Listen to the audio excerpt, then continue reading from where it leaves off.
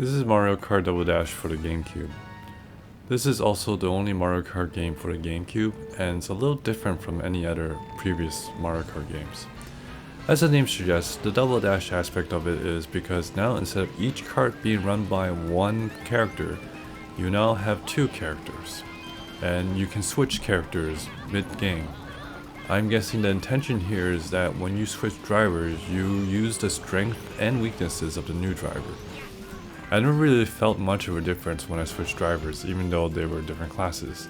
The speed and control of the kart felt very much the same, but then again, maybe that's just me. This is also the first fully 3D Mario Kart game. You might be wondering, what about Mario Kart 64? That game wasn't really fully 3D, as the characters were sprite based. The game itself looks fine and solid.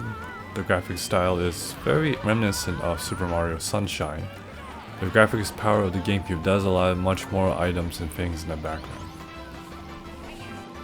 There's also more sounds in the game, and it can get pretty wacky with the amount of noises sometimes. Going back to the gameplay, I think that having another character on your kart doesn't really add much new gameplay experiences, and Nintendo decided to abandon this in future iterations of this series, and I can see why.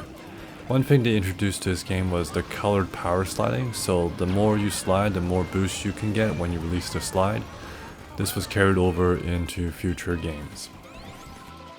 Overall, I think this is a solid rendition of Mario Kart. The 2-person per kart didn't really do much for me. I didn't feel like it brought much more to the table. This is a solid game, and I would give it a 7.5 out of 10.